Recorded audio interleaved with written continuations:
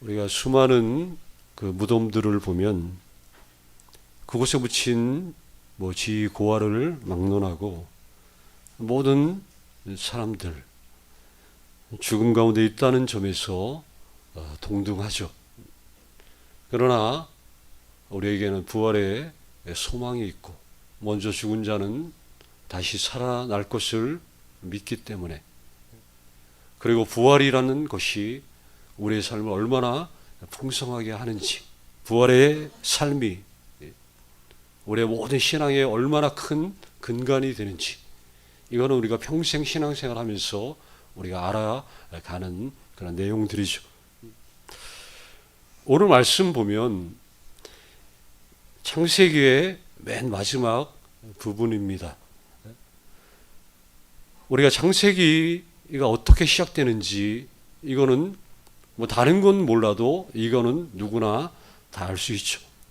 창세기가 시작되는 첫 장 첫 절을 보면 우리가 어떻게 시작되죠? 태초에 하나님이 천지를 창조하시니라. 창세기의 그 첫 장 첫 그 절이 하나님의 위대한 그런 창조로 시작이 되고 있어요. 그런데 이렇게 시작됐던 이 창세기가 맨 마지막 장 마지막 절을 보면 여기 그대로 요셉이 110세의 죽음에 그들이 그의 몸에 향 재료를 넣고 애굽에서 입간하였더라. 영광스러운 창조의 시작을 알렸던 이 창세기의 위대했던 선언이, 그런데 이 끝을 보며 공교롭게도 죽음으로 끝난다 하는 거죠. 우리가 이 부분을 좀 생각해 볼 필요가 있어요. 더군다나 이 죽음의 장소가 어디이고 또 누구의 죽음인가? 자, 어디에서? 요셉이 애굽에서.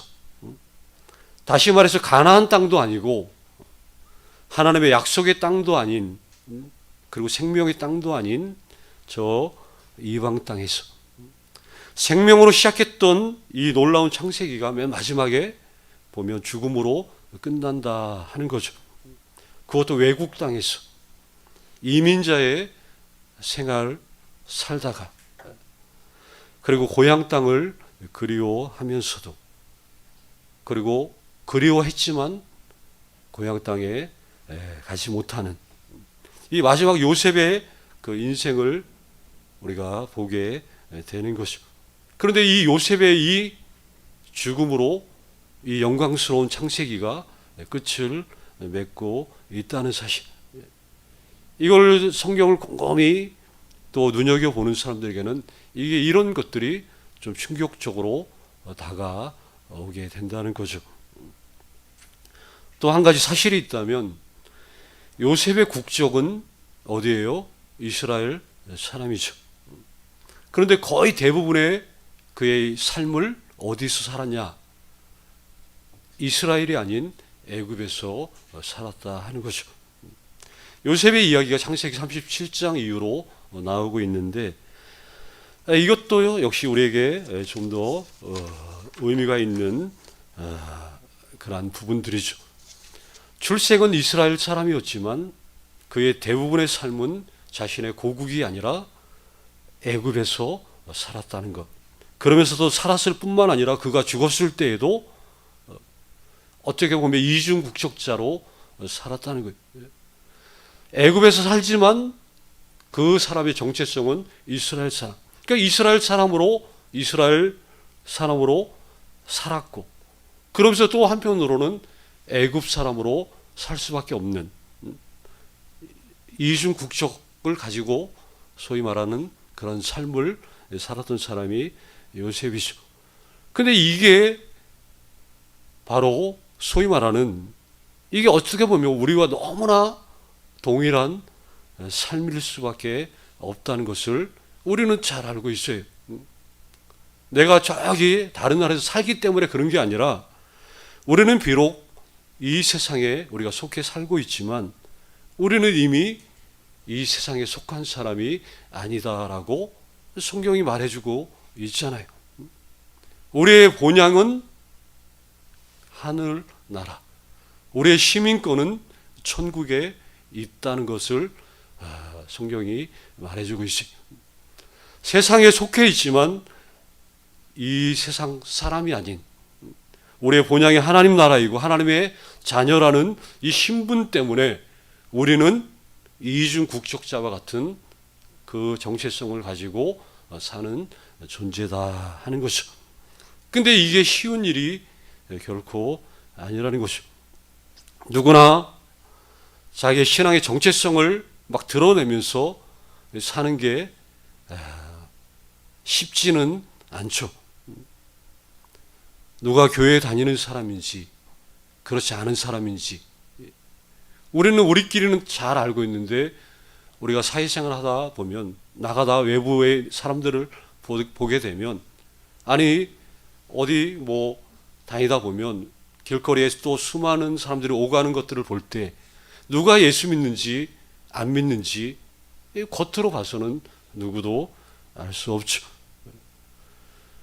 분명하지 않으면 이도저도 아닌 어중간한 상태에 머물 수밖에 없는, 그래서 믿음 생활이 우리 신앙생활 오래 하신 분들이 누구나 얘기하잖아요.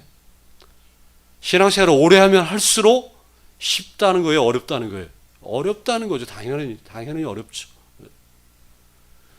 우리 연로하신 우리 권사님, 장로님들 신앙생활을 오래 하면 할수록 신앙생활이 쉽지 않다는 것을 너무나 잘 아셔요. 뭐 지난번에도 잠깐 그 부시아 마을, 아프리카 케냐와 우간다 사이에 얘기한 것처럼 마찬가지, 이도저도 아니기 때문에 정작 어떤 결정적인 어떤 일들이 있을 때 아무 것에도 속해 있지 않기 때문에 어떤 보호라든가 어떤 자기들의 어떤 그 이익, 유익 뭐 이런 것들을 누구를 통해서도 얻을 수 없는 거죠. 경계 지역은 안전한 지역이 결코 아니라는 거예요. 하나님 나라에 우리가 불림을 받았기 때문에 구원을 받았고 또 하나님의 백성으로 이미 우리가 인침을 받았기 때문에 우리는 이 정체성을 가지고 평생 사는 그런 사람들이라는 것을 놓쳐서는 안 되겠죠. 오늘 본문에 이 요셉이 죽으면서 이제 하는 이제 유언 내용이 간단하게 나오는데, 이 요셉의 유언은 한마디로 딱 말하면 이거예요. 고향 땅에 묻어달라.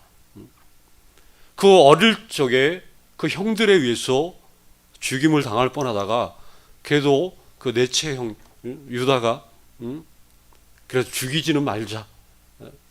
그래서 애굽 상인에게 팔아가지고 그 젊은 그 어린 청년, 젊은 청년이 팔려가지고 애굽에서 말 그대로 노예로 끌려간 그 이후로 고국 땅에 한 번도 이제 다시는 자기가 태어난 그 곳을 밟지 못한 거죠. 그러니 죽으면서 유언이 고향 땅에 묻어둬라. 근데 이것도 그렇죠. 이미 죽어버리면 아무데나 묻히면 뭐 어떻겠지. 근데 그럼에도 불구하고 그 마음속에 그래서 나의 선친이 있고 부모가 있는 그 고향, 묻혀있는 고향 땅에 묻히기를 바라는 것. 어쩌면 뭐 특별히 고향을 멀리 떠나서 살고 있는 그런 사람들의 한결같은 바람일 수도 있죠. 저는 어릴 적에 그 아버지가 일찍 돌아가셨는데, 근데 어릴 적에 그 기억들이 항상 선해요. 고향이 항해도 사람이다 보니까 이제 명절만 되면 이제 한잔 하시면서 한탄하는 거예요. 왜 못 가나? 맨날 레퍼토리가 하여튼 명절마다 똑같아. 왜 못 가나? 그래서 저기 임진각인가요? 이런데 다녀오시면 그냥 고향 땅에 대한 그 것들을 노래하고 달래고, 그 유명한 뭐 나훈아 아저씨 노래 엄청 불러 제끼고 이렇게 한잔하면서 그 고향을 그리워하는, 이것들을 어릴 적부터 많이 봤어요. 모르겠어요. 요셉도 고향이 얼마나 그리웠겠어요. 더군다나 지금 자기 사는 삶의 형편이 밑바닥 인생도 아니고 애굽의 그 왕 바로 다음을 애굽의 실질적인 최고 권력가 그 위치에서 마음만 먹으면 얼마든지 할 수 있었을 텐데, 근데 그걸 해내지 못하고 가지 못하고 어쨌든 죽으면서 내가 여기에 묻힐 수 없다는 것을 분명히 하는 것이죠. 이제 내가 죽지만 죽은 후에 내 간을, 시체를, 나의 해골을 다 가지고 선조가 있었던 아브라함과 이삭과 그 야곱에게 맹세하신 그 땅에, 그 약속의 땅에 묻히기를 마지막으로 유언하는 거죠. 이게 죽음을 목전에 둔 그의 마지막 신앙 고백이었는데, 이게 위대한 신앙 고백이에요. 이게 쉽게 말하면 이런 거예요. 나에게 있어서 진정으로 내가 안식할 장소는 이 땅이 아니다 하는 것을 그가 믿음으로 고백하는 것과 똑같다는 얘기죠. 내가 비록 여기 애굽에서 살았지만, 그리고 그 땅에서 온갖 혜택을 다 누리고 얻을 것 다 얻고 그렇게 살아왔지만, 자기에게 너무나 많은 것을 그 땅이 주었지만, 그러나 그럼에도 불구하고 이 땅은 내가 묻힐 곳이 아니라는 것을 그는 분명히 한 거죠. 수많은 복지를 주고 또 수많은 평안도 그 땅이 주었지만, 만족도 주고 명예도 주고 물질도 주었지만, 그러나 진정한 의미에서 이 애굽은 자기의 집이 될 수 없다는 것을 죽으면서 말해주는 거예요. 유언으로 이 말을 했다고 했죠. 유언으로 했다는 말은 뭐예요? 너희들도, 자녀들도, 이스라엘 백성들도 이러한 믿음 위에 서야 된다는 것을 분명히 하는 거예요. 지금 왜 애굽의 남의 나라에서 그래도 자기 때문에 그 가족들의 형제들이 그 땅에서 그 좋은 땅을 갖다가 그래도 하사받고 잘 살고 있지만, 그러나 기억하라는 거예요. 여기는 우리의 집이 아니라는 것. 이 세상은 우리의 집이 아니라는 것을 기억하라는 것. 이게 그래서 그런 차원에서 이게 너무나 위대한 신앙 고백이 된다는 거죠. 애굽에서 살았지만 평생 그는 집 없는 사람처럼 살았다는 고백이기도 하다는 거죠. 이게 우리의 믿음의 선진들이 한결같이 우리들에게 가르쳐주는, 하나님의 백성들이 갖고 있어야 될 진짜 정체성, 우리는 어떤 사람인지 어떻게 살아야 되는지 그걸 가르쳐주는 한결같은 내용이 바로 이 부분이, 우리 옛말에 공수래 공수거란 말이 있잖아요. 빈손 들고 왔다가 빈손 들고 가는 인생이라는 것. 이 땅에 살지만 여기에 진정한 내 집은 없다는 고백. 이게 우리의 위대한 신앙 고백이 돼야 된다는 거죠. 이 땅에 살지만 진정한 내 집이 없다. 내 집이 없다는 말은 다른 게 아니에요. 가야 할 곳이 분명히 있다는 것과 똑같은 얘기죠. 그래서 그리스도인들을 가리켜서 나그네라, 뭐 순례자라, 이 말하는 게 그거잖아요. 가야 할 곳이 있다는 것. 본향이 그렇고 하나님의 나라가 그렇고 아버지가 내 이름을 부르면서 기다리는 그 곳을 향해서 우리는 계속해서 믿음의 여정을 하고 있는 중이라고 말하는 것이죠. 이게 진짜 그리스도인. 24절 25절을 보면 요셉이 죽어가면서 마지막에 식구들을 다 불러놓고 유언을 하는데, 여기 24절하고 25절을 보면 여기 반복돼요. 거의 내용이. 24절 25절 한번 같이 한번 더 읽어볼까요? 요셉이 그의 형제들에게 이르되 나는 죽을 것이나 하나님이 당신들을 돌보시고 당신들을 이 땅에서 인도하여 내사 아브라함과 이삭과 야곱에게 맹세하신 땅에 이르게 하시리라 하고, 25절도 요셉이 또 이스라엘 자손에게 맹세시켜 이르기를 하나님이 반드시 당신들을 돌보시리니. 예, 여기 거기까지 우리 보시면, 자 24절 25절이 반복되는 여기 똑같은 단어가 두 번 나오는 게 하나 있어요. 여기 보면 당신들을 돌보신다, 돌보시고, 그리고 25절에도 반드시 당신들을 돌보시리니. 자, 하나님이 당신들을 돌보시고, 여기 25절에도 돌보신다는 단어, 똑같은 단어가 여기 나오는데, 이 돌보신다라는 말로 우리 여기 성경의 번역이 이렇게 되어 있는데, 예전에 이게 개역 성경이라고 하죠. 개역되기 전에 성경을 보면 권고라는 말을 써요. 하나님이 당신들을 권고하시면, 뭐 권고하시리니, 이런 식으로 나오는데, 여기 권고라는 말 원뜻은, 돌보신다는 말은 진짜 뜻은 뭐 이 케어하는, 돌본다는 얘기 아니라 오신다는 얘기예요. 오신다는 얘기. 영어로 come이라고 하죠. come. 하나님이 오신다는, 하나님이 방문하신다는, 하나님이 찾아오신다는 그 뜻이.